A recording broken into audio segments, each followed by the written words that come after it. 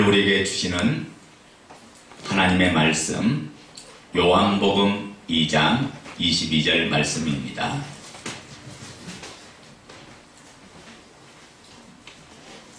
요한복음 2장 22절.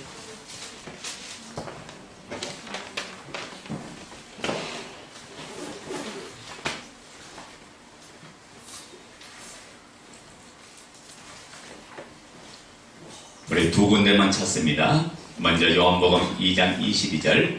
우리 다 같이 말씀을 천천히 또박또박 받으면서 오늘 이 말씀이 우리 속에 능력이 되길 원합니다. 다 같이 읽습니다. 죽은 자 가운데서 살아나신 후에야 제자들이 이 말씀하신 것을 기억하고 성경과 및 예수의 하신 말씀을 믿었더라. 아멘. 죽은 자 가운데서 살아나신 후에야. 누가 죽은 자 가운데 살아났다고요?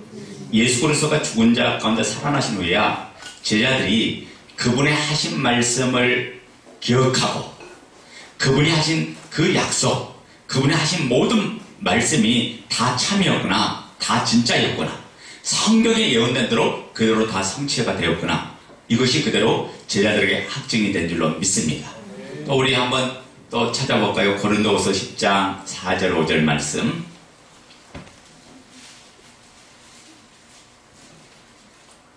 고린도후서 10장 4절 5절. 자, 우리 또 다같이 읽습니다. 우리의 싸우는 경기는 육체에 속한 것이 아니요 오직 하나님 앞에서 경관전을 다하는 감정이라. 모든 이론을 파하며 하나님 아는 것을 대적하여 높아진 것을 다 파하고 모든 생각을 사로잡아 그리스도에게 복종케 하니. 아멘. 자, 따라서 합니다. 부활하나면 모든 것이 다 된다. 예, 오늘 이 밤의 말씀의 제목이에요.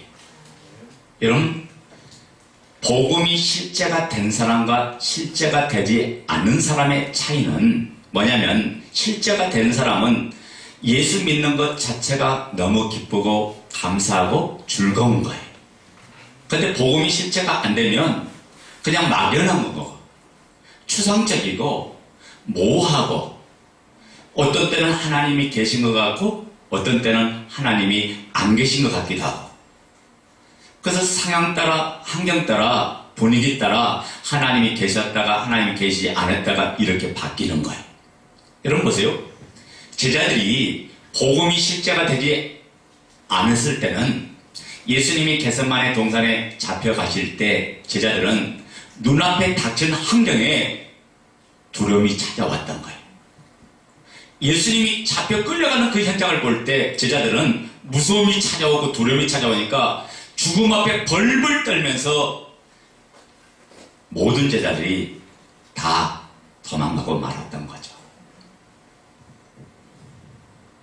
그랬던 제자들이 우리가 사도행전 2장에 보면, 여러분 우리가 그 스토리를 보면 예수님이 잡혀갈 때는 일개 대주정이 너 예수의 제자다, 나사렛 땅 예수를 따라다니는 사람이다, 예수의 추종자다, 예수님의 제자다 하니까 그 예수를 부인했던 이 베드로가 부활하신 예수님을 만나고 난 후에는 3,000명이 모여있는 그 무리 앞에, 5,000명이 모여있는 그 무리 앞에 담대히 가서 복음을 전하는 제자들의 모습을 보게 됩니다.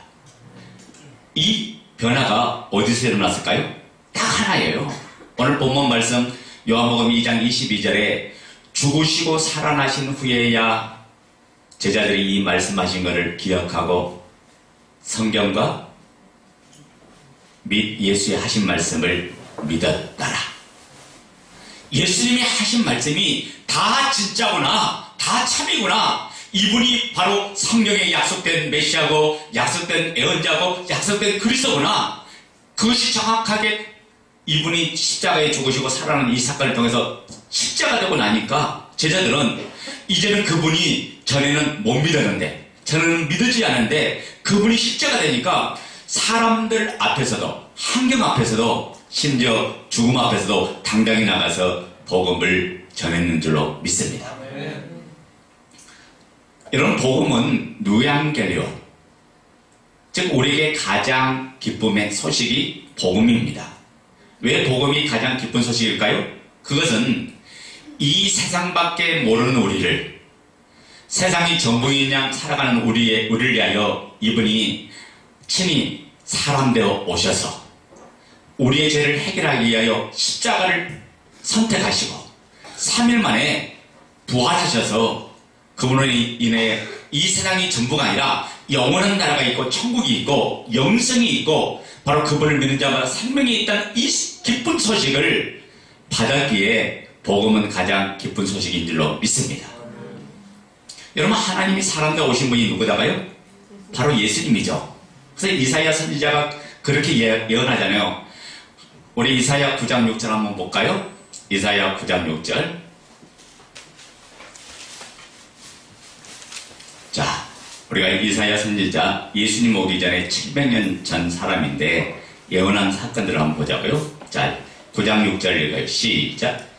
이는 한 아기가 우리에게 낳고 한 아들을 우리에게 주신 바 되었는데 그 어깨는 정사를 메었고 그 이름은 기모자라 모사라 전능하신 하나님이라 영존하신 아버지라 평강의 왕이라 할 것입니다. 자, 한 아기가 태어나는데 한 아기를 주신받았는데 그 아기가 누구였다고요? 한 아들을 우리에게 준받았는데 그 어깨는 뭘 메었고 정사를 메었대요. 예수 그리스도가 오실 때 권세를 가지고 오셨다는 건 말이에요. 그리고 그 이름은 뭐다고요? 기묘자라는 말은 원더풀이라는 말이에요. 그 이름 자체가 너무너무 놀랐다고 해요. 그러니까 예수님께서 행하는 모든 기적을 통해서 수많은 사람이 어떻게 저런 일이 일어났지?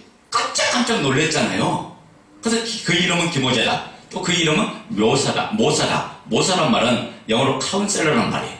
이 무슨 말이냐면 예수님은 이로자가 되고 예수님은 가난한 사람의 친구가 되고 예수님은 상담자가 되어주셨고 예수님은 우리의 나갈 길을 보여주셨고 가르쳐주신 분이 바로 오늘 그 분이 바로 모사다 이렇게 표현했던 거예요. 그 다음에 이분이 누구라고요? 전능하신 하나님. 그러니까 한 아기가 왔는데 하나님이 사람 되어 왔다. 이 아기가 바로 하나님이다. 전능하신 하나님이다. 그 다음에 이분이 누구예요? 영존하신 하나님, 영원히 존재하시는 아버지라고 지금 이야기하잖아요. 그리고 이분이 평강의 왕, 샬롬의 왕, 네? 샬롬, 평화의 왕, 평강의 왕으로 이분이 오셨다고 지금 이야기하고 있는 거죠. 자, 보세요. 하나님이 사람 되어 오신 분이 예수 그리스도인데 그분이 하나님으로 인정된 객관적인 증거가 뭐냐? 우리가 뭐 개인적인 영적인 체험도 있고 뭐 환상을 보고 또 여러 가지 은사를 받고 또 여러 가지 능력을 체험하고 그거 말고 하나님께서 사람 되어 오셨는데 이분이 십자가에 죽으시고 부활했다는데 이분이 하나님 된 개인, 객관적인 증거는 뭐냐? 딱 하나예요. 하나님께서 성경에 예언한 대로 이분이 성경대로 죽으셨느냐? 그리고 죽으신 이분이 성경대로 부활했느냐? 이 사건이, 이 복음의 사건을 통해서 바라봤더니 예수가 누구였던 거예요? 바로 하나님이셨던 거죠. 그래서 그 부활하신 예수님을 만난 자마다 죽음의 문제가 해결되고 인생의 모든 문제가 해결되면서 일생에 매여 사는 우리에게 영원한 것이 있다고 보여주고 가르쳐주고 들려주고 알게 해주신 이 부활 사건마다 우리 인생에 가장 크고 놀라운 사건은 없는 줄로 믿습니다. 그래서 주님의 부활이 딱 실제가 되면 이때부터 그분의 하신 모든 말씀은 다 누구를 향한 말씀? 나를 향한 약속의 말씀. 그래서 성경을 뭐라고 하냐? 언약이라고 해요. 언약. 그 약속이라고 해요. 하나님께서 나를 향한 주신 은혜, 언약으로 주신 말씀이 성경의 말씀이에요. 그래서 그분이 하신 모든 말씀이 다 그때부터 참이니까 이분의 말씀만이 진리고 또 그분만이 나에게 생명되고 그분만이 나의 모든 것이 되어버려요. 그래서 이제부터는 예수를 주로 믿는 사람들은 그분이 1번이 되고 그분이 전부가 되면서 그분의 뜻에 따라 아멘하는 삶을 사는 것이 마땅한 거고 이게 신앙생활인 줄로 믿습니다. 우리는 보는 것대로 움직이고 또 이 세상에 배운 대로 느낌과 감정으로 움직였던 사람들이에요. 그런데 이 세상에 없는 이 부활의 사건을 통해서 내가 보는 대로 움직이는 내가 진짜가 아니고 이분을 통해서 받은 영원한 생명을 가진 내 존재가 진짜구나. 이분의 생명으로 태어난 내가 진짜 내구나. 이것을 정확하게 깨닫게 해준 것이 바로 뭐냐? 부활 사건이다. 그래서 하나님께서는 잘 보세요. 우리에게 뭘 선물로 주셨어요? 믿음을 선물로 주신 거예요. 자, 무슨 말이냐면 내가 예수를 믿고자 해서 아무리 몸부림쳐도 이분이 믿음을 선물로 주지 않으면 믿을 수가 없는 거예요. 하나님께서 저와 여러분에게 은혜로 믿음을 선물로 준 거예요. 자, 봐요. 오늘 여러분이 이 자리에 있는 것도 내가 내 발로 걸어온 것 같아도 하나님께서 여러분의 마음을 움직여 주신 거고 여러분을 인도해 주신 거고 은혜 주셔서 오늘 이 자리에 있는 줄로 믿습니다. 그래서 이 자리는 어떤 자리냐? 은혜 받는 자리. 이 자리는 생명을 공급받는 자리. 이분과 내가 하나됨을 누려가는 자리예요. 그래서 오늘 이 한밤에 이 한 시간이 너무너무 소중하고 귀하고 중요하죠. 그래서 잘 보세요. 전에는 뭐였냐면, 보이는 것 따라 움직였어요. 그리고 내 느낌대로 움직였어요. 그런데 예수가 부활을 통해서 하나님의 것이 딱 실전이 확실히 증명되고 나니까 보는 것에 따라 움직이기 아니라 이 보는 것에 따라 움직이면 다 속는 거야. 보는 것에 따라 움직이면 마귀한테 전부 다 뺏기고 마는 거야. 왜 그러냐면 악한 마귀는 보여지는 것을 가지고 오늘 우리를 넘어뜨리는 거야. 자, 봐요. 눈앞에 보이는 그 상처, 눈앞에 보는 그 환경 때문에 우리가 아파하고 고통하고 힘들어하고 몸부림치잖아요. 근데 여기에 우리가 속지 않는 이유는 뭐냐면 우리는 믿음으로 보기 때문에 현재 눈앞에 봤을 때는 우리가 실패한 것 같아. 현재 눈앞에 봤을 때는 넘어진 것 같아. 현재 눈앞에 봤을 때는 우리가 부족한 것 같아요. 그런데 믿음으로 보는 사람은 하나님이 오뚜기처럼 일으켜 세우는 것을 보는 줄로 믿습니다. 그러니까 우리는 뭐냐면 보여지는 현상 너머를 보는 사람이에요. 아멘? 보여지는 것만 보는 게 아니라 보여지는 현상 너머로 보는 역사가 일어나는 거예요. 제가 전도사 때 팀 사역들을 좀 했어요. 그러니까 은사자들 투시하고 예언하고 방언하고 능력하고 이런 사람들을 데리고 제가 팀 사역을 좀 했는데 항상 우리가 그 사역을 행할 때 어떤 일이 나면 기도를 하는데 기도하면 하나님이 알려주세요. 하나님이 보여주고 하나님께서 가르치고 하나님께서 알려주는 게 있어요. 근데 그것 따라 하면요 망하는 거예요. 왜 망한지 아세요? 현재 상황은 정확하게 아는데 더 중요한 건 뭐냐면 하나님이 함께 하고 있느냐 안 하고 있느냐 이게 중요한 거예요. 이게 아무리 절박한 환경이고 무너진 환경일지라도 하나님이 함께 해주시면 회복이 되고 일어서는 줄로 믿습니다. 이제 우리의 죽고 사는 건 하나님께 달려있는 거지 눈에 보이는 게 달려있는 게 아니다고요. 눈에 보이는 것만 찾아보면 우리는 함부로 말할 수밖에 없고 함부로 이야기할 수밖에 없죠. 그게 중요한 게 아니라 믿음의 사람은 하나님 앞에 이야기하고 하나님 앞에 말하면서 모든 것들을 만들어가는 줄로 믿습니다. 우리가 지금까지 복음을 누리지 못한 이유가 뭐죠? 그것은 뭐냐면 머리로는 부활을 모든 말씀을 믿고 있다고 생각했는데 실상은 그저 말씀에 대한 지적 동의만 있었던 거예요. 그러다 보니까 어떻게 해요? 말씀에 대한 대적은 안 해요. 그렇죠? 하나님 말씀이니까 말씀에 대한 대적은 안 해요. 충분히 동의하고 긍정도 합니다. 그런데 실제 삶에서는 아무런 힘이 없는 자가 되고 말았던 거예요. 그 이유가 뭔지 아세요? 딱 하나요. 이 부활의 사건을 내 경험과 내 지식과 내 수준으로, 내 느낌으로 그 말씀을 받아들이니까 내 속에 역사하지 않는 거예요. 왜 그렇습니까? 하나님 말씀을 그대로 받을 때 성령님이 역사하는 거예요. 아멘 됩니까? 그러니까 내 수준으로 받으면 말씀을 내 판단으로, 내 기준으로 말씀을 다르게 해석한다 거예요. 여러분 악한 영 마귀한테 속으면요 내 모습을 가지고 보고 내 수준을 가지고 보고 내 마음의 상태를 가지고 자꾸 말씀을 보려고 해요. 그렇게 말씀을 듣고 그 말씀으로 그렇게 받아들이니까 받을 때는 은혜 받는 것 같은데 그 은혜가 얼마나 가든가요? 네? 그 교회당 예배에서는 막 할렐루야 아멘하고 차고 뜨겁게 찬양하고 하는데 끝나고 나서 오늘 은혜 뭘 받으셨습니까? 하니까 모르겠는데요. 다 잊어버려요. 교회 안에서는 그렇게 은혜 받은 것 같아. 근데 나갈 때 물어보면 오늘 어떤 은혜 받으셨습니까? 하면 다 잊어버렸어요. 이게 좀 이상하잖아요. 그러니까 뭐냐면 여러분 감정으로 느낀 감정으로 받는 게 아니고 하나님이 행하신 그 사실을 우리가 받는 거예요. 여러분 사도행전 말씀에 특징 하나가 있는데 뭔지 아세요? 우리가 이 일의 증인이로다. 이 일이 나오죠. 이 일이 영어로 뭔지 아세요? 우리가 이 일의 증인이라고 하는데 이 일의 증인하는데 이 일이 영어로 뭔지 아세요? 그게 팩트예요. 영어 성경으로 팩트라고 되어 있어요. 우리는 팩트의 증인이에요. 아멘 되니까 우리는 사실의 증인이 나가요. 우리는 이 확실한 예수 그리스도가 오셔서 십자가에 죽으시고 부활한 이 사건 이것을 믿을 때 우리는 증인된 삶을 살고 복음의 능력으로 삶을 살아가는 줄로 믿습니다.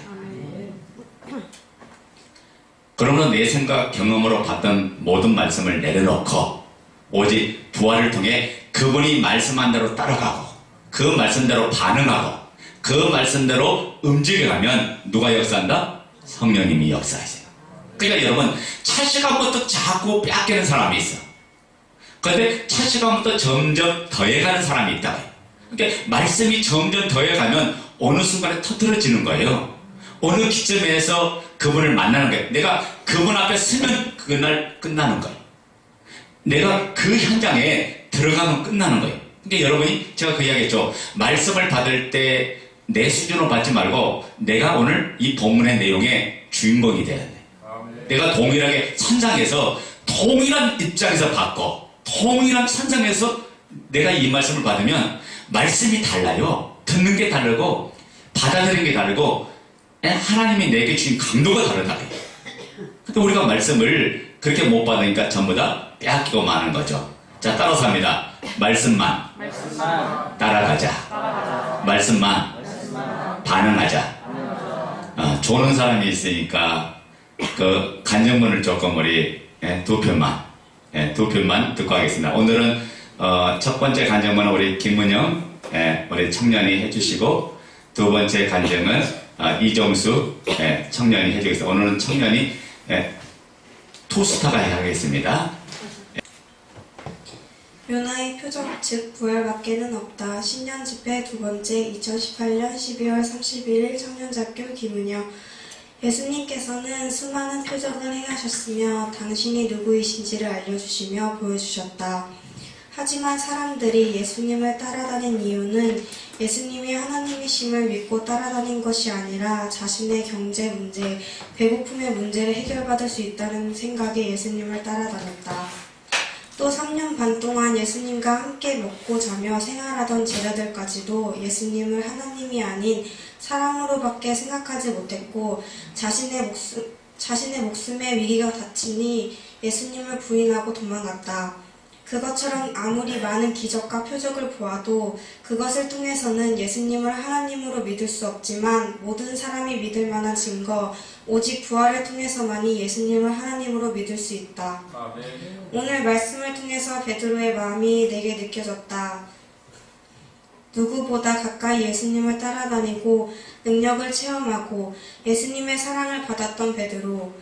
예수님을 주는 그리스도시요 살아계신 하나님의 아들이십니다 라고 고백하며 목숨 걸고 주님을 위해서 살겠다고 고백했던 베드로. 하지만 막상 죽음이라는 문제가 닥치니 예수님을 부인하고 더 나아가 저주까지 한 베드로. 예수님을 위해서 목숨을 드리고 싶지만 이분이 누구이심이 정확하지 않으니 자신의 목숨을 걸지 못했고 그런 자신을 보면서 자책하고 통곡하였다.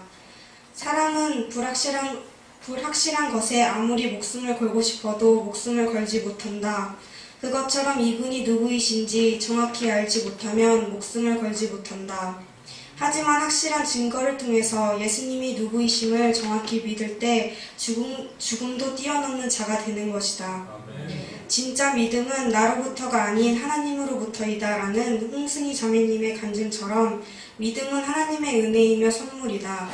그렇기에 내가 믿으려고 노력하는 것이 아니라 이미 100%의 믿음을 우리에게 주셨기에 그 믿음을 가지고 아멘하며 나아가면 되는 것이다.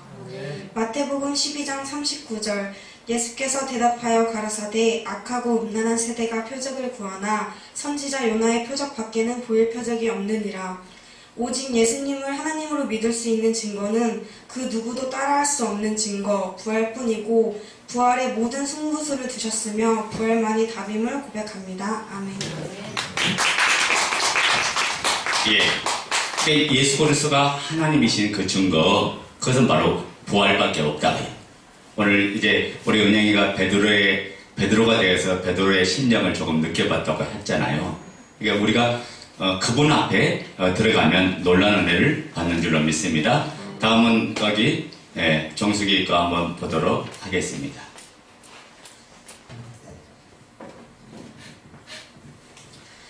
예수님은 부활 밖에는, 나는 부활 말고는 12월 31일 월요일 새벽 신년 특별 집회 후 작성합니다. 집회의 두 번째 시간, 부활의 목숨을 걸자라는 제목으로 말씀이 선포되었다. 제목처럼 정말 강렬한 말씀이었다. 집회에 참석하지 못한 지체나 혹 참고할 설교 필기가 필요한 지체가 있을까 하여 기록한 한글 파일을 공유하자는 마음에 첫 번째 시간과 두 번째 모두 집중할 수밖에 없었다. 그럼에도 불구하고 막상 간증을 기록하려 타자 위 손가락을 올려두어도 뭘 기록해야 할지 몰라 기록한 내용을 보기도 하고 왜 내가 지금 쓸 게 없을까를 고민했다. 그러던 중 부활이 참 어렵다. 왜 듣고 나면 항상 별게 없는 것 같을까? 왜 겉도는 것 같지? 하는 생각에 뒤이어 스스로에게 왜 부활이 어려워? 왜 별게 없는 것 같아? 라는 질문을 하며 고민하다 설교 내용 중 예수님은 부활 하나의 모든 승부수를 거셨다는 말씀 하나가 내 시야를 꽉 채웠다. 부활 하나 밖에는, 그리고 이 부활 하나의 모든 승부수를 거셨다는 말씀에 왜 내게는 부활이 겉도는 것 같고 부활이 별게 없는 것 같은데 어려운지를 깨닫게 되었다. 나는 부활이 참 밍밍하다고 생각하고 있었다. 머리로는 부활밖에 없다고 하시는 그 말씀에 동의하면서도 실제로는 그 대단하고 큰 부활인데 뭔가가 있겠지, 이걸로 끝은 아니겠지 하면서 부활 말고는 무엇인가 더 없느냐고, 이게 다냐고 예수님께 답도 없는 질문을 끊임없이 쏟아붓고 있었다.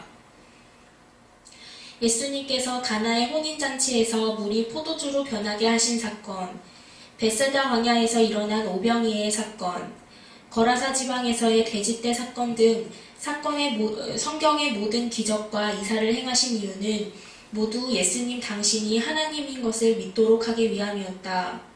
그러나 당시 사람들은 예수님을 따르면서도 그분의 의중을 알지 못하고 단지 자신들의 배고픔과 인생의 문제를 해결받기 위해 따랐을 뿐이었다.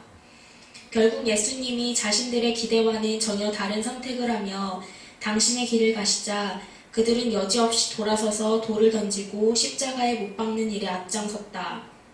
이들은 공식적으로는 종교법 위반의 명목을 가지고 예수님에게 돌을 던지고 십자가에 못 박아야 한다고 외쳤지만 실은 그 내면에는 자신들의 뜻대로 움직여주지 않는 예수가 밉고 원망스러워 그 주체할 수 없는 원망과 분노를 표출할 대상이 필요했던 것이었다. 나는 과연 이들과 다른가? 생각해보니 부활밖에는 없다고 말씀하시는 예수님 앞에서 부활 말고는 이라고 외치는 내 모습이나 예수님을 자신의 분풀이 대상으로 전락시켜버린 이들이나 크게 다를 것이 없었다. 부활 이외에 다른 믿을만한 표적, 뭔가 대단해 보이고 뭉클하며 엄청난 무언가 있어 보이는 근사한 다른 것을 구하는 나 역시 예수님이 내 성에 차는 것을 보여주시지 않으면 언제든지 분풀이 대상으로 삼을 사람이라는 것이 말씀을 통해 보여졌다. 다시 부활의 표적 밖에는 이라고 외치는 예수님의 말씀에만 집중해야 함을 깨닫는다. 당신의 모든 것을 걸고 목숨까지 걸고 이 부활 하나에만 집중하신 것이라면 나는 마땅히 이 부활 하나만을 파고 또 파도 부족함이 없다. 예수님의 모든 행적과 성경의 모든 예언과 성취가 이를 반증하고 있고 끊임없이 부활 하나밖에 없다고 외친다면 더 이상 다른 것을 찾을 이유도 없을 것이다. 마지막 시간까지 오로지 이 부활 하나만 집중하여 목숨 걸고 사수하기를 원한다. 아멘. 네, 우리 정석이가 솔직한 간증을 써줬는데, 여러분 봐요. 오늘 저녁에 부활 설교를 듣고 나면 또 생각이 좀 달라질 거예요. 왜냐면 부활이 뭐 이 정도밖에가 아니라, 여러분, 하나님께서 우리가 확실한 증거를 주는데, 부활 하나면 죄를 이겨요. 부활 하나면 세상을 이겨요. 부활 하나면 마귀를 이겨요. 모든 걸로부터 승리하게 하는 것이 이 부활. 부활은 죽음도 이겨요. 부활은 어둠의 세력을 이겨요. 부활보다도 더 큰 게 없는 거예요. 하나님께서 완전한 것을 우리에게 줘서 그 복음을 통해서 모든 것들을 누리고 모든 것로부터 자유하게 해 준 줄로 믿습니다. 누구도 줄 수 없는 그 기쁨과 평강이 그래서 말씀 듣는 시간에 임하는 거예요. 그래서 우리가 말씀 앞에 들어섰으면 이 영적인 싸움이잖아요. 그러니까 마귀가 어떻게 하든지 말씀을 못 듣도록 여러분에게 졸음을 오게 만들고 딴 생각이 오게 만들고 또 집중을 못하게 하는 게 이 악한 영 마귀의 역사다. 그러니까 이 시간 말씀을 듣는 시간에는요, 여러분 이 자리까지 나온 것이 은혜니까 은혜를 뺏기면 안 된다. 왜냐하면 마귀는 우리의 마음밭에 가라지를 계속 뿌리는 거예요. 마귀가 말씀을 뺏어가는 거예요. 그러니까 이놈한테 또 당하면 난 또 끌려다니는 인생이야. 또 끌려다니는 인생이 아니라 내가 마귀를 때려잡는 사람이에요. 아멘 됩니까? 세상을 이긴 사람이에요. 죄를 이긴 사람이 저와 여러분인 줄로 믿습니다. 그러니까 이 부활신앙은 이길 것이 없어. 여러분 십자가의 신앙은 죽고 또 죽고 또 죽고 죽으면서 내가 십자가를 입고 참고 견디면서 열매를 맺는다는 게 십자가 신앙이라면, 부활은 그게 아니라 나는 모든 것으로 이겨놓은 그 주님의 사랑을 따라서 이제는 가서 쓰기만 하면 되고 가서 사용만 하면 되는 게 부활신앙이에요. 그러니까 죽고 죽으려고 하는데 안 죽어지니까 자꾸 우리가 힘들어지잖아요. 그런데 이 부활은 뭐냐면 너는 이미 죽고 예수 안에서 너는 새 피조물이 되었어. 너는 이미 새 것이 되어서 그래서 이제 나와 함께 너는 누리면 된다. 하나님께서 이미 모든 것들을 우리의 모든 문제를 다 끝내놓은 줄로 믿습니까? 그러니까 부활 하나면 된다고 해요. 이 하나에 모든 것이 달려있어요. 하나님께서는 우리에게 복음의 본질을 통해서 살도록 해주신 거다. 그래서 본질을 통해서 사는 삶을 통해서 우리가 복음과 함께하는 모든 것을 누린 자가 된 거죠. 그것이 바로 뭐냐? 그 본질이 뭐라고요? 바로 부활 밖에는 없다. 여러분, 이분이 오셨다가 가셨는데 아니 못 읽을 걸 주고 가셨을까요? 확실한 증거를 저와 여러분에게 주고 가신 줄로 믿습니다. 믿을 만한 확실한 증거, 모든 상황에서 이길 수 있는 그 증거를 저와 여러분에게 주고 갔다. 그래서 복음이 되는 순간부터 이제 모든 것이 다 바뀌어요. 이분이 주신 것에 따라서 느낌, 생각, 모든 기준, 모든 관점이 싹 다 바뀌어버려요. 왜냐면 예수로 출발하니까 바뀌는 거예요. 그래서 갈라디아서 2장 20절에 내가 그리스도와 함께 십자가에 못 박혔나니 그런즉 이제는 내가 사는 것이 아니요 오직 내 안에 그리스도께서 사신 것이라. 이제 내가 육체 가운데 사는 것은 나를 사랑하사 나를 위하여 자기 몸을 버리신 예수 그리스도 하나님 아들을 믿는 믿음으로 사는 것이라.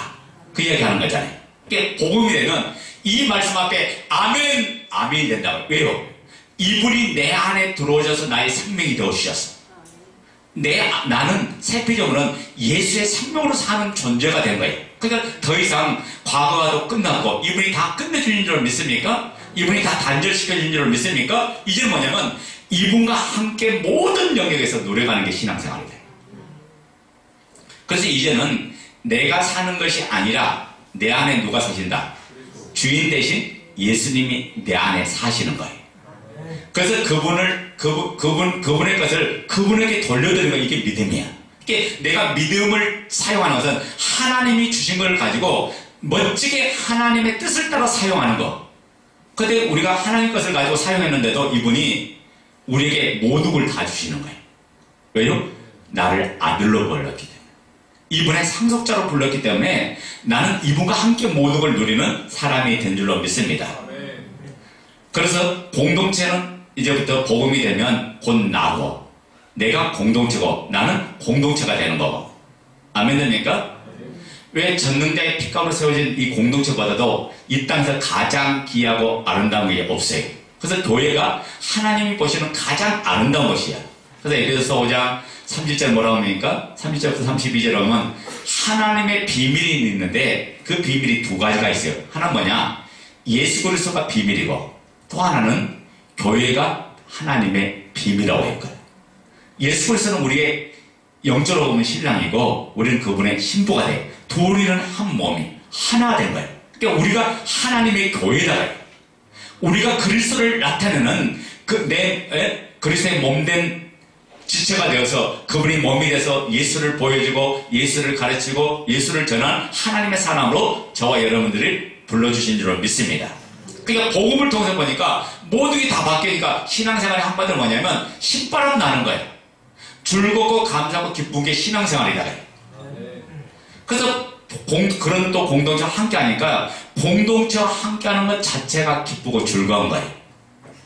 자, 이분이 오셨다 가는데 그냥 가는 게 아니라 우리 인생의 모든 문제를 다 끝내놓고 가신 줄로 믿습니까? 그래서 죄의 문제, 죽음의 문제, 모든 인생의 문제를 다 해결하고 갔다 가요. 그러니까 우리는 이제부터는 예수와 함께, 주님과 함께, 복음과 함께 누려가기만 하면 되는 거예요. 그래서 내가 가는 곳에 그분이 계시고 그분과 함께 있는 거예요. 아멘 됩니까? 이분과 함께가 되어버렸다. 전능자가 이 땅에 사람 되어 오신 이유가 뭐냐면 자나깨나 함께 해주려고 이분이 오신 줄로 믿습니다. 그러니까 그때부터 난 누구와 함께 있는 거예요? 예수님과 날마다 함께하는 삶을 사는 거예요. 그 본질 앞에 내가 뭔가를 해보려고 하지 말고 이분의 인도를 받으면 돼요. 이분이 말씀하는 대로 아멘하면 돼요. 이분이 이끄는 대로 살아가면 세상이 감당치 못하는 믿음의 사람이 되고 하나님의 거룩한 역사가 일어난다. 그러니까 내 자체로는 거룩한 것이 없어요. 내 자체로는 선한 것이 없어요. 그런데 부활의 주님 앞에 서게 됐을 때 그게 정확하게 보이지 않아요. 이분이 아니면 한 발짝도 살 수 없는 게 나라는 존재예요. 이분이 내 안에 들어오셔서 나의 생명이 되어주신 거예요. 그래서 우리가 깨달은 게 뭐냐면 우리가 이제는 이 땅 해야 할 일들이 정확히 보이는 거예요. 그러니까 복음이 되면 어떻게 삶을 사는 것이 가장 귀하고 복된 삶인가를 깨닫게 된다. 자, 봐요. 우리가 세상에 찌들려서 삶을 지금까지 살았어요. 그래서 어떤 이는 뭐 80평생, 70평생, 60, 50, 40, 30, 20, 10 몇 살? 네, 이렇게 삶을 살았죠. 삶을 살다 보니까 세상이 배운 것에 나를 찌들려 있어요. 그러니까 우리가 뭐냐면 우리가 여기 교회 오면요 거룩한 하나님 사람 같은데 밖에 나가면 세상하고 다를 게 없어요. 제가 이번에 말씀을 준비하면서 완전히 충격을 하나 받았어요. 충격 하나 받은 게 뭐냐면 세상에 기독교인이요 술 먹는 사람이 몇 프로인지 아세요? 이따가 송구영신 예배 때 이야기할게. 사도행전 할 때 그때 이야기할게. 완전히 충격받았어요. 그러니까 가만 들여다봤더니 세상이 가진 가치 기준하고 교회가 가진 가치 기준하고 똑같은 거예요. 다른 게 하나도 없어요. 이거 완전히 충격이에요. 아니 내 안에 거룩한 하나님이 계신데 예수가 내 안에 들어와 계신데 이분의 생명을 살아가는데 바뀐 게 없으면 이게 믿으나 안 믿으나 똑같이 되어버린 거예요. 그러니까 우리가 진짜를 놓치니까 우리가 뭐냐면 종교인이 되어버린 거예요. 그러니까 세상에 손가락질 받고 왜 기독교인이 오늘날 손가락질 받습니까? 여러분 우리나라 대한민국 대한 독립을 주도했던 사람이 33인 중에 절반 이상이 전부 다 기독교인이에요. 세상을 변화시키고 세상을 개혁시키고 세상을 새롭게 만들어갔던 사람이 전부 다 기독교인인데 이 믿음 자체가 다 잃어버리니까 교회가 본질을 놓쳐버리니까 오늘 복음의 이 본질을 놓쳐버리니까 아무런 힘이 없는 자가 되고 세상과 동화되고 세상과 같이 되고 세상과 똑같은 사람이 되고 말았던 거예요.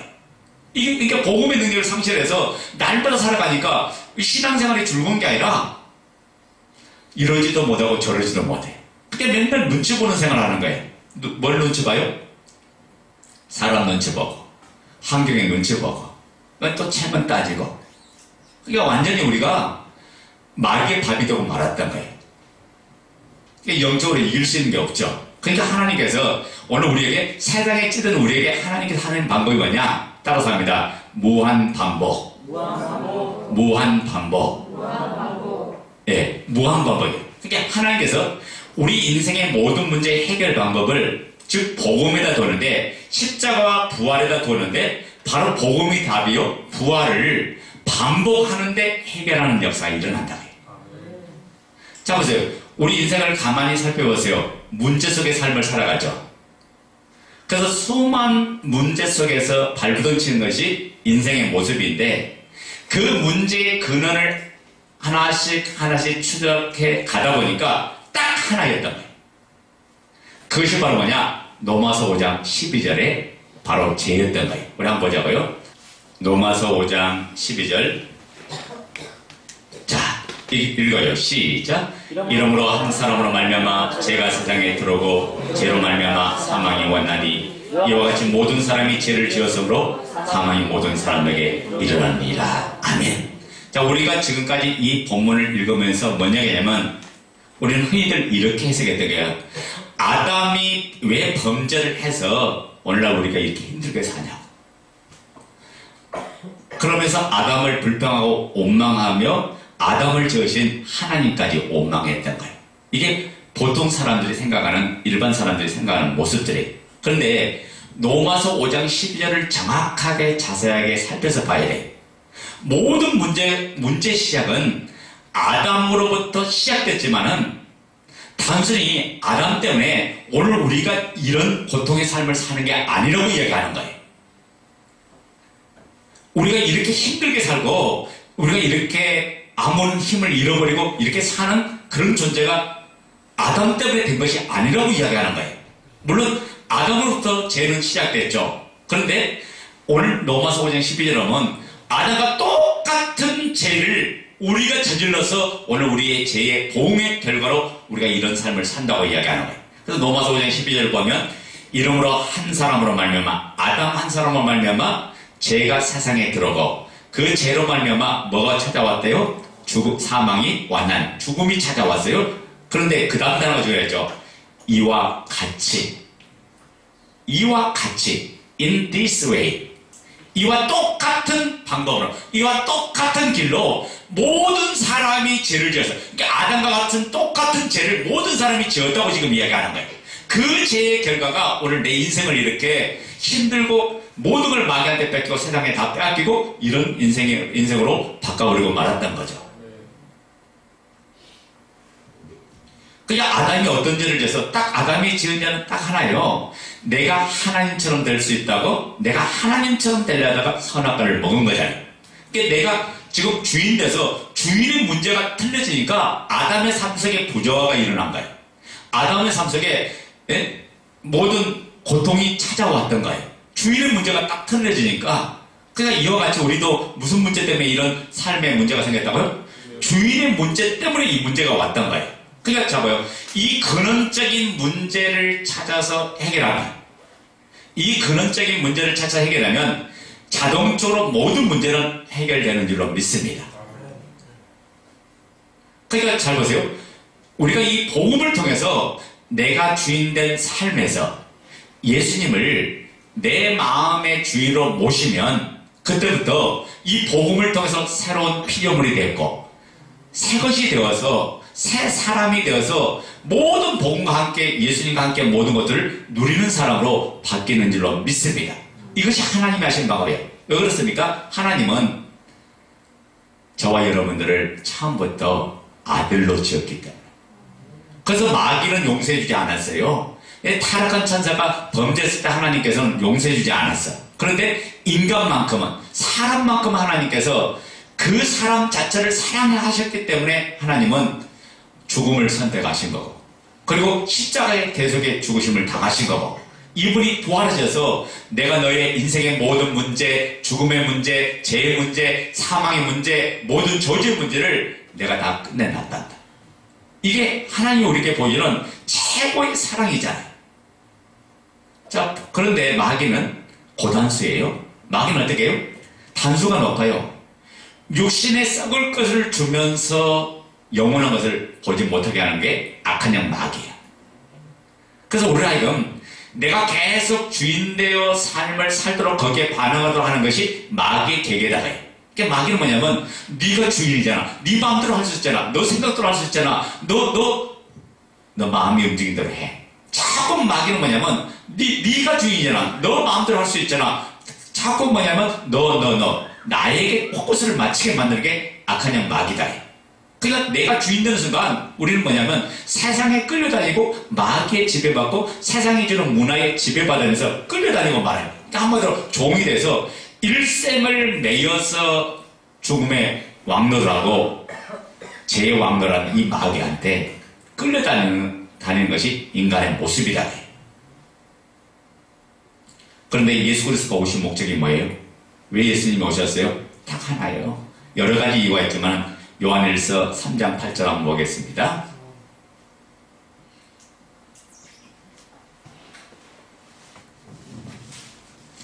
요한일서 3장 8절.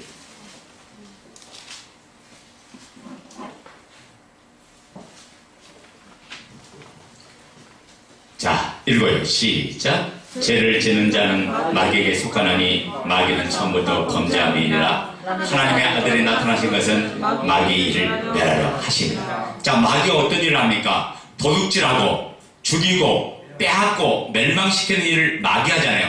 이 일들을 멸해버리려고 바로 예수 그리스도가 하나님의 아들이 이 땅에 오신 줄로 믿습니다.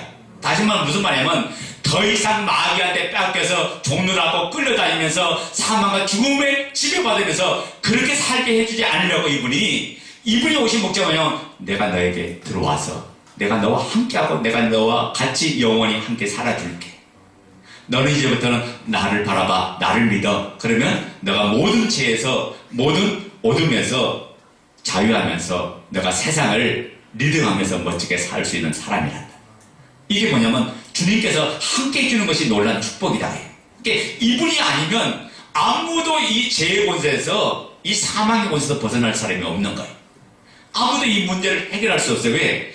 인간보다 마귀가 더 강하잖아요. 예? 마귀가 더 힘이 강하잖아요. 그러니까 예수님이 아니면 방법이 없다고요.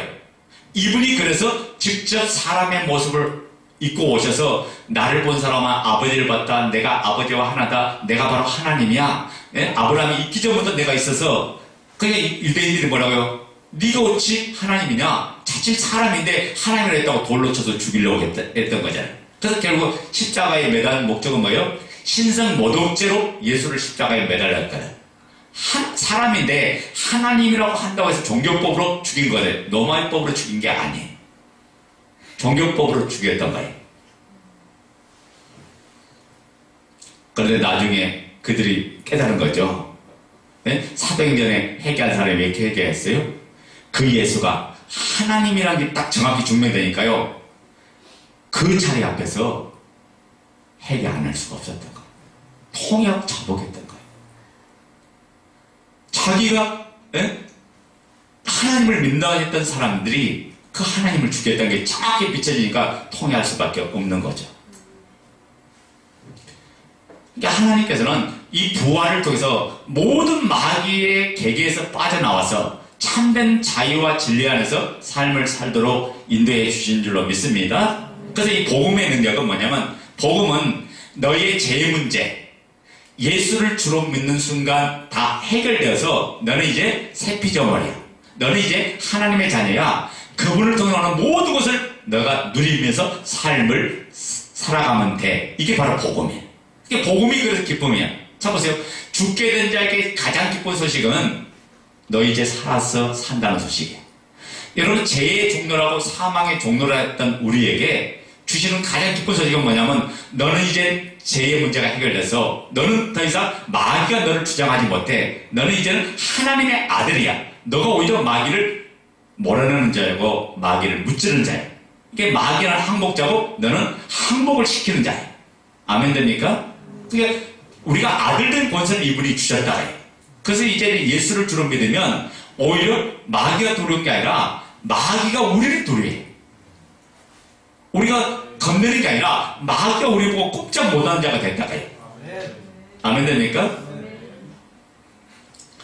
그래서 복음을 만나면 이 어둠에서 빠져나오니까 마귀가 어떻게 하든지 복음을 못 듣도록 만들고 여기 집중하지 못하도록 여기 몰입하지 못하도록 하는 게 악한 영 마귀의 작전이죠. 그래서 복음을 받아들이는 데는 뭐가 있냐? 치열한 영적 전쟁이 있는 거예요. 그러므로 여러분이 기도로 그만큼 준비하고 하나님 은혜 말씀 앞에 마음을 뺏기지 않고 몰입하면 예수님이 하신 모든 말씀을 믿어지게 하는 성령의 역사가 나타난다. 아멘 됩니까? 그분의 믿음이 임할 때까지 무한 반복적으로 말씀을 듣고 그 말씀을 심령 골수에 새기고 말씀 앞에 반응한 일들이 중요한 거예요. 여러분 이 싸움이 치열해요? 치열하지 않아요? 치열하다고요. 왜냐하면 복음이면 한 방에 끝난 거예요. 복음은 다 빠져나오니까 마귀가 비상 걸린 거예요. 복음이 선포되는 곳에 마귀가 비상 걸려요. 어떻게 하면 오늘 지원이를 잠들게 할까? 눈꺼풀이 세상에서 가장 무겁다. 내려가라 내려가라 내려갈지어다. 이 악한 영 마귀가 막 그러는 거예요. 그래서 거기다 그 반응하면 어떻게? 눈꺼풀이 싹 내려가는 거예요. 그러니까 이 틈 주면 한순간에 당하는 것이 악한 영 마귀의 역사다 그래요. 그러니까 여러분 영적으로 깨어있지 않으면 이놈한테 다 뺏고 이놈한테 당하는 거예요. 그러니까 잡아요. 지금 말씀을 듣는 이 시간은 여러분이 생명을 받는 시간이에요. 그 생명이 여러분을 살리는 거예요. 그 생명이 여러분을 누리게 하는 거예요. 그 생명이 2019년을 열어가는 거예요. 여러분 앞에가 홍해바다처럼 막혀있을지라도 그 생명의 말씀이 선포되는 곳에 갈라지는 역사가 일어날 줄로 믿습니다. 여러분 막힌 담이 뚫어지는 거예요. 막고 있는 모든 장애물이 다 제거되는 거예요. 이 영적 싸움인데 우리가 말씀을 그냥 이렇게 받으면 안 되죠. 아멘? 여러분 부활 모르는 사람이 있어요? 부활 모르는 사람 없어요. 안 믿는 사람도 부활절 다 알아. 부활절 그러면 뭐라 그러더라? 계란 주는 날. 여러분 부활절이 계란 주는 날입니까? 아니잖아요. 안 믿는 사람도 다 아는 말씀을 하고 그러면서 뭐라고 부활 그러면 뭐 다 아는 말씀인데 오늘 또 부활하네? 다 아는 말씀을 하면서 더 이상 그 말씀 앞에 어린아이 같은 마음으로 쓰지 않는 거예요. 여러분 이게 마귀한테 속는 거예요. 말씀을 늘 처음 듣는 마음으로 하나님께서 내가 들은 말씀을 더 들으면 여러분 반복해서 들으면 더 잘 들리는 거예요. 반복해서 들으면 내 심령 속에 새겨지는 거예요. 반복해서 들으면 더 선명해지는 거예요. 이게 하나님의 방법이에요. 근데 마귀는 뭐냐면 야 너 알잖아. 너 이미 들었잖아. 그러니까 집중하지 마. 너 그냥 아는 거 그냥 아는 걸로대로 살아. 그렇게 반응해. 그러니까 여러분이 누구 말을 더 잘 들어요? 마씨 말을 잘 듣니까 하나님 말씀을 잘 듣니까 아닌 것 같은데. 마씨가 말하면 맞아 나 부활 알아. 근데 어쨌다고 뭐 아무런 감동 없는데? 아무런 느낌 없는데? 그러면서 자꾸 이렇게 가니까 이 이놈한테 전부 다 속아서 다 빼앗기고 마는 거다.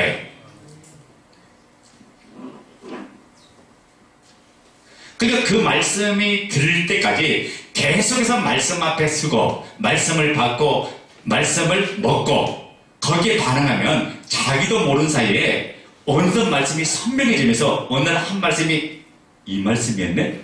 그러면서 비춰지고 그러면서 그 순간 딱 실제가 되는 거예요. 쉽죠? 쉽죠? 아예 어려운 사람만 있어요. 그때 내 내면에 주님의 평강과 은혜가 넘쳐요. 이렇게 주는 자와 받는 자 외에는 알 길이 없어. 왜냐하면 성령님이 역사하는 성령님의 역사가 눈에 보입니까? 눈에 안 보이는데 내 안에 이 팩트, 이 사실을 통해서 성령님은 내 안에 마음 안에 역사해버린 거예요. 그때 이루어지는 거예요. 영적인 역사는 그때 일어나는 거예요. 근데 이게 내가 마음을 들여다보고 있는 사람은 안 보이는 거야. 그러니까 말씀을 몰입하고 집중하고 내가 그거 되는 순간 되는 거예요. 아멘 됩니까? 그래서 우리가 중요한 건 뭐냐면 믿음은 들으면서 나고 들으면 그리스도의 말씀을 하는 거잖아. 그러니까 말씀을 계속 들어야 돼. 계속 말씀을 받아야 돼. 말씀을 계속 먹어야 돼. 그러면 이 반복을 하면 10년 골수에 새겨져요. 그러면서 이 말씀이 내 속에 들어오는 거예요. 안 들렸던 말씀이 들려지는 거예요. 그 말씀이 새로워지는 거예요. 그 말씀이 뚫어지는 거예요. 이것이 바로 반복의 능력이에요. 우리가 새로운 것들을 배우는 것도 중요하지만은 이미 배운 것조차도 제대로 적용을 잘 못하잖아요. 그러니까 우리가 잘 속는 게 뭐냐면 오늘 목사님들이 왜 바쁜지 아세요? 새로운 밥을 계속 지어서 먹이려고 하니까 바쁜 거예요. 그래서 여러분 전에 했던 걸 한 2번, 3번만 해도 목사님이 제탕 안에 3탕 안에 2000 몇 년 몇 월 며칠 한 설교, 오늘 2000 며칠 한 설교, 그래서 날짜까지 다 기록해놔. 그러니까 뭐냐, 목사님들이 어떻게 하냐면 반복하면 또 재탕했다 그러고 반복하면 또 뭐라고 목사님이 말씀 준비도 안 한다 그러고 반복하면 뭐라고 목사님이 실력 되게 없네, 이렇게 나오는 거예요. 이런 마귀한테 다 속는 거예요. 사람이 과학적으로 돼요. 그 사람을 말로서 바꾸려면 이 뇌에 40번 이상 각인돼야 그 사람이 움직이는 거예요. 그래서 하루아침에 바뀌는 게 아니에요. 요즘 제가 이 이야기 한번 해드릴까요? 인터넷에서 전국적으로 유명한 영문법 강사가 있는데 이 강사의 강의의 특징이 하나 있습니다. 이 강사의 강의를 가만보면 인터넷 수업은 비슷한데 가장 큰 특징이 뭐냐면 1장부터 18장까지 1강부터 18강까지 강의를 하는데 매 시간마다 이전 시간에 배운 것을 다시 반복해주고 또 진도가 나가고 또 2강 할 때는 또 1강 반복하고 나가고 3강 할 때는 또 반복하고 또 3강 나가고 4강 할 때 또 반복하고 나가고 그리고 마지막 18강 될 때는 1강부터 17강까지 전부 다 반복해주고 나가는 거예요. 그랬더니 그 강사가요 최고의 인기 강사가 됐던 거예요. 여러분 메가스터디 알죠? 인터넷 강의의 인기 매출 강사의 비법도 뭔지 아세요? 무한 반복이에요. 똑같은 게 동일한 게 그 반복이 어느덧 뚫어지고 그 반복이 섞여지면서 그 말씀이 쏙 들어오고 그 말씀이 능력으로 나타나고 은혜로 나타난 줄로 믿습니다. 우리 공동체는 말씀을 반복적으로 증거하고 간증을 통해서 확인하는 교회가 우리 공동체다. 그러니까 우리가 반복적으로 말씀을 증거하는 그 증거가 조금 전에 제가 말씀한 로마서 10장 17절에 믿음은 들으면서 나고 들으면 그리스도의 말씀으로 되어지느니라. 아멘. 여기 보면 우리 한번 찾아봐요. 로마서 10장 16절 한번 봐요.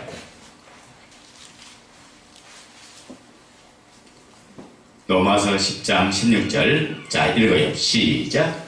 그러나 그들이 다 복음을 순종하지 아니하였도다. 이사야가 이르되 주여 우리가 전한 것을 누가 믿었나이까 하였으니 이게 무슨 말이야? 아니 주님 우리가 전한 것을 누가 믿었습니까? 라는 그 질문의 답이 지금 17절의 내용이다. 아멘 됩니까? 그러므로 믿음은 언제 생긴다? 들을 때 생기고 들음은 누구의 말씀으로? 그리스도의 말씀으로 되어진다. 그러니까 말씀을 반복해서 가서 전하라. 반복해서 전할 때 듣는 자가 있고 그때 들려져서 구원 얻을 자가 있다고 이야기하는 거예요. 그래서 로마서 10장 21절 봐요. 10장 21절 시작. 이스라엘에게 대하여 이르되 순종하지 아니하고 거슬려 말하는 백성에게 내가 종일 내 손을 벌렸노라 하였느니라. 자 봐요. 종일 손을 내민 것처럼 반복적으로 가서 너는 가서 말씀을 전하라. 이사야 너는 가서 반복적으로 가서 계속 말씀을 전하라. 그 구약의 배경을 가지고 지금 로마서를 지금 사도 바울이 이야기하고 있는 거예요. 언제까지? 복음을 누릴 때까지, 복음이 내 속에 들어올 때까지 그 반복의 역사를 통해서 여러분 그분의 말씀이 생명되고 그분의 말씀이 능력되고 그분의 말씀이 살아 움직이는 역사가 일어날 줄로 믿습니다. 그러니까 반복을 하면서 집중할 수 있는 비결이 뭐냐? 말씀 묵상과 간증 기록이다. 무엇을 묵상할까요? 이런 묵상과 명상이 자칫 위험한 게 뭐냐면 추상적인 생각에 빠지기 쉬워요. 근데 그 추상적인 생각에 빠지지 않게 하는 그 비결은 뭐냐? 말씀 기록 간증이라고 해요. 그래서 제가 그 큐티를 우리 교회에서는 안 시키는 이유가 있어요. 큐티는 뭐냐면 그것을 주관적으로 해석하기 쉬워. 객관성 있게 말씀을 해석해야 하는데 자기가 가진 신앙의 수준의 레벨에서 성경을 해석하다 보니까 객관적으로 해석해야 될 것을 주관적으로 해석할 수가 있어요. 그러면 말씀을 초월하게 된다. 그래서 제가 큐티를 안 시키는 거예요. 근데 여러분 보세요. 간증물을 적기 위해서 집중해야 될까 안 집중해야 될까? 집중할 수밖에 없어요. 왜? 간증물을 기록하려고 하니까 집중해서 말씀을 받아 적어야 되잖아. 집중해서 말씀을 받아야 해. 안 받으면 간증을 기록할 수가 없는 거예요. 그러니까 간증을 기록해야 하려고 하니까 집중하는 습관이 생기는 거예요. 이 집중력이 그때 생기는 거예요. 이렇게 집중하지 않은 한 기록할 수 없기 때문에 그래요. 이렇게 깨달은 것을 글로 쓰는 건 만만치 않잖아요. 그래서 참 힘든 거예요. 이게 말로 표현하려고 하면 잘 되는데 글로 표현하려니까 이게 잘 안 될 때가 많아요. 이게 몇 배의 집중력이 필요하거든요. 그 어떤 사람은 말은 집중하지 않고도 막 떠오르는 사람이 있는데 글로 쓰려니까 낑긴 거예요. 고민하면서. 우리 공동체가 이 영적 싸움에서 승리해 나가야 되는데 그 승리가 뭐냐? 간증 기록에 승리해야 된다. 여러분 간증을 계속 기록하다 보면 어느덧 자기가 복음을 누린 사람이 되어 있는 거예요.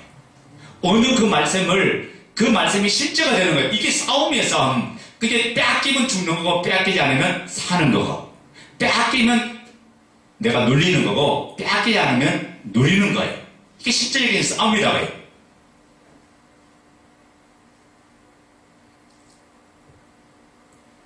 우리가 환경이 바뀌고 변화에 직면할 때 틈을 줄 수 있는데 그때 가장 필요한 게 뭔지 아세요? 기도예요.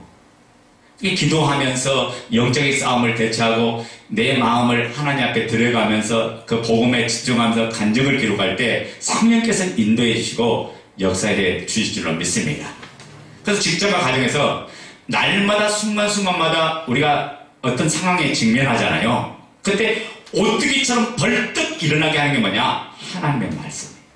그 기록된 말씀이 마음밭에서 떠오르는 거예요.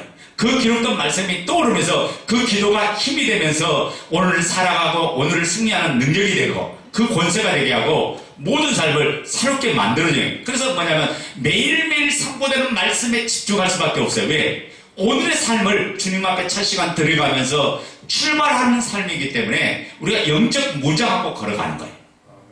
이게 잡아요. 군인이요. 무장하고 걸어가지 않으면 죽어요. 한 방에. 무장하고 가야 우리가 싸울 수가 있다고요. 이 모든 해결 방법이 뭐라고요? 반복이 해결 방법이다. 그래서 제가 이번 차를 사면서 제가 그랬어요. 이름이 뭐냐? 반복이다. 여러분 답이 부활하는 것을 알았지만은 반복이라는 해결 방법을 쓰지 않으면 우리는 여전히 혼미 가운데 있게 된다고 말해요. 그래서 반복이 그만큼 중요한 거예요.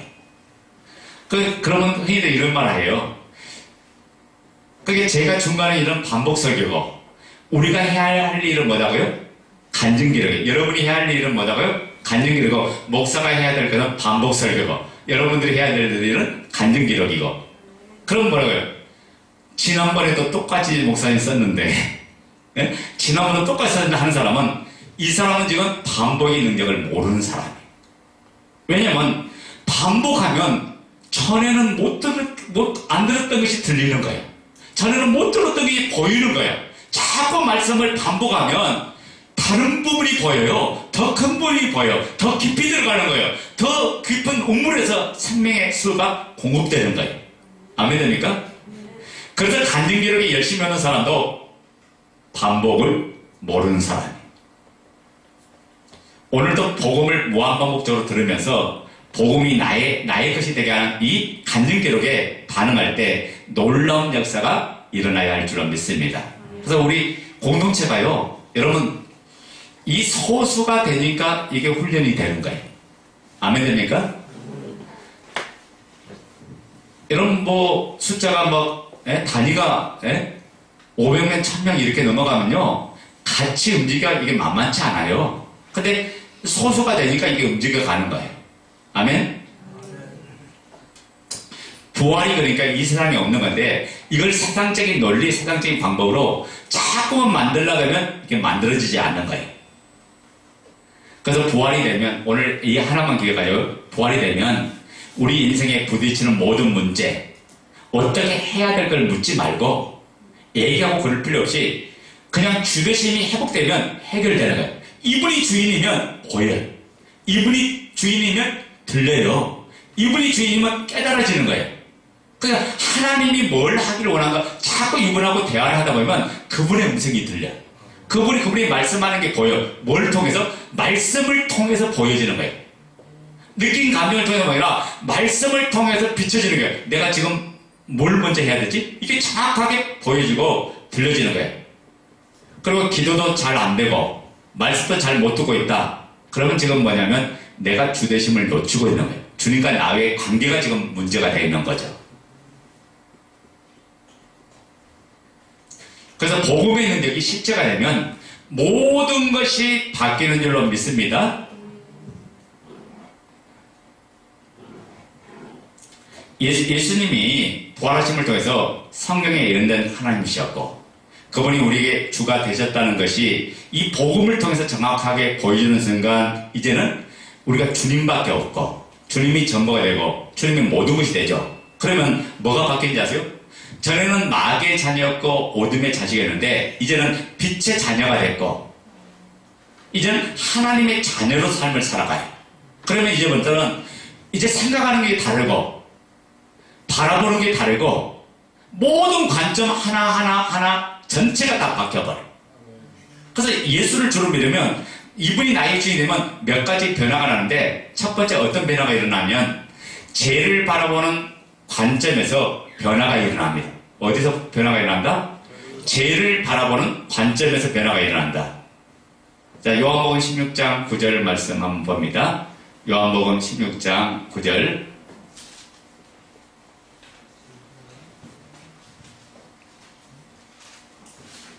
요한복음 16장 9절. 자, 죄에 대해서 하신 말씀이죠. 요한복음 16장 9절 읽어요. 시작. 죄에 대하여 하면 저희가 나를 믿지 아니함이요. 자, 봐요.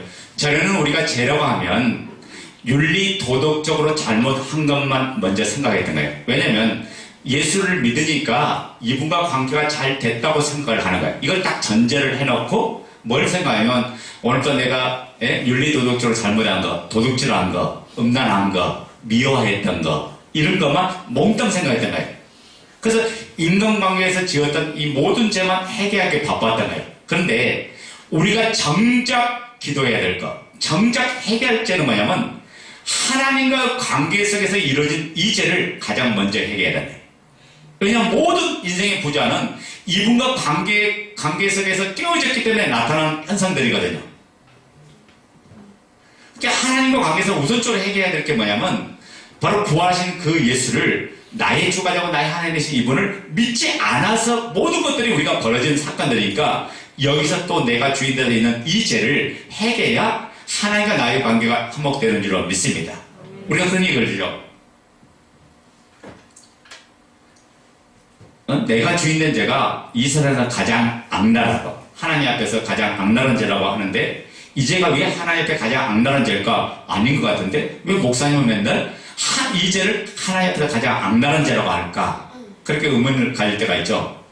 왜 그런지 아세요? 그것은 나를 지으시고 세상에 태어나게 하신 나의 주가 되시고 나의 하나님 되신 그 창조주 자체를 부인하는 것이기에 이 죄가 바로 하나님을 대적한 죄고 이 죄가 가장 악랄한 죄예요. 그러니까 내가 주인 된다면 나는 당신 필요 없어요. 나는 당신 없어서 살아요. 나는 당신 인정하지 못해요. 내 마음대로 살까요? 내 기분대로 살까요? 내가 주인 돼서 살까요? 하나님을 부인하고 창조주를 부인한 죄이기 때문에 이 죄가 가장 그래서 악랄한 죄라고 이야기했던 거예요. 그게 예수를 믿지 않는 것이 죄라고 생각지 않는 거예요. 세상에서 도덕적인 죄만 우리가 이렇게 이 죄로 여기고 삶을 살다 보니까 그런 쪽으로 이분을 나의 주로 나의 하나님으로 안 믿으면서도 그런 죄라고 여기지 않고 삶을 살았던 거죠. 그러니까 뭐라고 해요? 나는 교회에 다니니까, 나는 신앙생활 하니까, 예수를 믿으니까 나는 이제와 전혀 상관이 없어. 그렇게 정의를 해버린 거죠. 그런데 복음을 통해서 정확하게 이분이 누구인가 비춰지니까요, 그분 앞에 자기 모습이 보여지지 않아요. 그러니까 하나님 앞에 굴복할 수밖에 없고 진정한 통회와 회개 역사가 일어나는 줄로 믿습니다. 그러니까 내가 주인된 죄, 이제는 정말 세상이 알 수가 없는 거예요. 내가 주인되어 살아가는 걸 누가 나를 죄인이라고 이야기하겠어요? 누가 나를 잘못됐다고 이야기하겠어요? 왜? 세상은 뭐냐면 너가 주인이잖아. 너가 주인공이잖아. 너가 잘 두고 가야 되잖아. 세상은 전부 다 그걸 이야기해. 세상은 전부 다 그걸 이야기하는 거죠. 근데 부활로 예수 그리스도가 누구신가 확증이 되니까 어떤 역사가 일어나요? 요한복음 16장 9절의 죄를 정확하게 인지가 되면서 내가 예수 그리스도를 진짜 몰랐구나. 이분이 나의 주가 되고 나의 하나님이신데 내가 이분을 진짜 믿지 않았구나. 그분 앞에 자기 신앙의 실체가 정확하게 드러나니까 통회하고 자복하고 회개하는 역사가 일어난 줄로 믿습니다. 그래서 우리 하나만 더 하고 제가 마칠게요. 예수님이 주인되면 죽음을 바라보는 관점이 변화되어버려요. 여러분 보세요. 지금까지는 제가 조금 전에 그랬잖아요. 부활하신 예수님을 만나기 전에 제자들은 죽음 앞에서 무서워서 벌벌 떨었다고 했어요. 두려워하고 죽지 않으려고 살아서 어떻게든 많이 갖고 많이 누려보고 그리고 출세하고 성공하려는 게 그들의 관점이었어요. 우리도 그런데 인생을 그렇게 살아가잖아요. 근데 안 되면 어떻게 해요? 우울하고 짜증하고 원망하고 한탄하며 삶을 살아요. 이게 동일한 사람의 삶의 모습이에요. 근데 부활하신 예수님을 만나고 나니까 아 진짜가 있었구나. 천국이 진짜구나. 영원한 게 진짜구나. 그 예수 그리스도를 통하여 믿는 그 믿음이 진짜구나. 하나님이 이 세상을 이길 수 있는 능력을 주셨구나. 그 믿음으로 모든 것을 다 이기는 자가 됐구나. 이게 정확히 되니까 두려움이 아니라 그분을 믿는 것이, 그분을 만난 것이 너무나 기대가 되고 사랑이 되고 소망이 되는 줄로 믿습니다.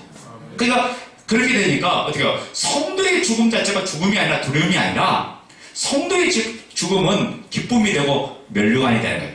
왜 그렇습니까? 시편의 116편에 그랬죠. 성도의 죽음을 하나님이 가장 존귀히 여긴다. 소중하게 여기고 존귀히 여긴다고 했어요. 그러니까 성도의 죽음은 가장 복된 죽음인 줄로 믿습니까? 죽음으로 끝난 게 아니라 영원한 나라에 들어가는 뭐가 된다? 관문이 되는 거예요. 그래서 죽음은 하나님의 영원한 사랑 가운데 더 깊은 교제 속에 들어가는 거예요. 그러니까 믿음의 사람은 실제로 믿음의 사람은 뭐냐면 빨리 그 나라 가는 게 더 좋아요. 왜? 영원한 그 나라에서 죄도 없고 슬픔도 없고 아픔도 없고 눈물도 없는 이 땅보다도 그리스도의 그 영원한 나라에서 그분과 함께 누리고 살아갈 것이 소망되니까 너무 기쁜 거예요. 제가 청년 때요. 예수님 만난 게 너무 기쁘니까 저는 1년 중에 제가 그런 얘기 했잖아요. 1년 중에 열흘 이상을 집에서 자본 일이 없어요. 그게 355일은 무조건 교회 마룻바닥에 산 거예요. 그것도 이불도 제대로 있습니까? 이불 없어요. 방석이 있잖아요. 방석을 요만큼 쌓아놓고 거기에다가 침대 만들어놓고 자는 거야. 담배 쪼가리 하나 들고 들어와서. 네? 그런데 가장 행복하겠어요. 왜냐면 그분을 만나니까 너무 행복한 거예요. 저녁마다 이분과 내가 교제하고 대화하니까 너무 행복해요. 모든 사람은 세상에 취했고 세상 것에 빠져서 있는데 내가 이분과 대화할 수 있다는 거, 이분과 교제할 수 있다는 거, 이분 만날 수 있다는 거, 이게 너무 기쁜 거예요. 그때 되니까 어떤 마음이냐면 하나님 빨리 오시옵소서. 주 예수여 빨리 오시옵소서. 마라나타. 얼마나 많이 불렀는지 몰라. 뭐 서쪽 하늘 붉은 노을 해가면서 영문 밖에 가는 길. 뭐 그러면서 주 오시만 사모하고 삶을 살았던 거예요. 우리가요 영원한 나라 가는 게 슬픔이 아니라 육신적으로는 우리가 혈육과 헤어지는 게 슬픔이지만 잠깐 서운하고 슬프면은 우리는 예수 안에서 영원히 그분과 함께 살 사람이고 그분을 만날 사람이에요. 그러니까 이분이 나를 옮겨가시는 것도 감사해요. 그래서 뭐냐면 장례식이 뭐냐면 한송식이 돼야 돼요. 장례식이 잔치가 돼야 돼요. 아멘 됩니까? 우리 여기 누가 하나님 먼저 불러가시면 제가 그렇게 할게요. 여러분 세상 장례식은요. 그래서 데살로니가서 4장 16절에 뭐라고 하는지 아세요? 너희가 이방인처럼 안 믿는 사람처럼 슬퍼하지 말라고 했어요. 우리는 가는 곳이 달라. 우리는 보는 곳이 달라요. 우리가 그렇게 슬퍼할 자가 아니에요. 예? 우리는 영원한 것 더 좋은 걸 가는 건데 기뻐서 할렐루야가 아멘 해야지. 아멘 됩니까? 예. 그래서 이 복음을 통해서 예수를 만나면 뭐가 바뀌어요? 인생관이 달라져. 내가 어떻게 살아야 될 거니까 정확하게 보여요. 그리고 어떤 삶을 사는 게 하나님이 가장 기뻐하는 삶이고 세상에 영향을 끼치고 삶을 사는 사람인가 이게 보여요. 그리고 예수 그리스도를 주로 믿으면 어떻게 보이냐? 소유관이 달라져. 저는 뭐냐면 내가 무언가를 가져야 소유했다는데 예수님을 가지면 다 가진 거예요. 왜? 영원한 걸 가졌는데 영원한 걸 가졌는데 영원한 것이 더 최고인데 영원하지 못한 것 때문에 내가 슬퍼하고 아파하지 않는다. 이분 가지면 다 가진 거예요. 그러니까 보는 관점이 다르니까 나는 어떻게 무명한 자 같으나 유명한 자고 나는 약한 자 같으나 강한 자고 나는 없는 자 같으나 다 가진 자고 나는 어리석은 자 같으나 지혜로운 자고 이게 아멘이 되어버려요. 왜요? 다른 사람이 봤을 때는 어리석게 보이는데 내가 가장 지혜로운 자예요. 왜? 진짜를 가졌기 때문에. 진짜를 가진 사람은 누가 이야기해도요. 별 반응이 없어. 진짜가 있는데 진짜가 있으니까 누가 이야기해도 별 반응이 없어요. 그러니까 우리가 진짜를 가져버리면 최고의 삶을 살아가는 거예요. 아멘. 그러니까 우리가 그리스도의 이번에 사랑 안에 있으면 우리를 넘어뜨리고 우리를 쓰러뜨릴 존재가 없는 줄로 믿습니다. 우리 기도합니다.